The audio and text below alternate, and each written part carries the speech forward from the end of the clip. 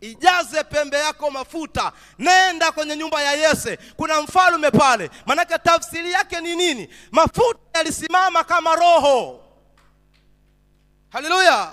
Na ndio maana leo tukiona mtu ameng'ang'ana na mafuta tunamshangaa, kwa sababu kwenye kitabu cha Yoeli sura ya 2:28 anasema, nami nitamimina roho yangu kwa wote. Haleluya. Zamani Roho Mtakatifu alikuwa adimu, lakini leo anasema nitamimina. Kwenye Matendo 2 tunaona wanajazwa nini? Nguvu ya Roho Mtakatifu, na kila mtu atakayetaka kuitafuta nguvu hii ataipata. Lakini zamani haikuwa hivyo. Zamani ilikuwa inakaa kwa watu wachache kwa kusudi maalumu. Bwana asifiwe sana. Haleluya. Tuko zamani ilikuwa mafuta yalitumia kama roho. Ulikuwa ukipakwa mafuta manake umetiwa roho. Kwa ingekuwa ni leo Mungu angemwambia Samueli, nenda kwa mtu fulani kamuwekee mikono, kamuombee, roho ya uongozi ingie kwake. Bwana asifiwe sana.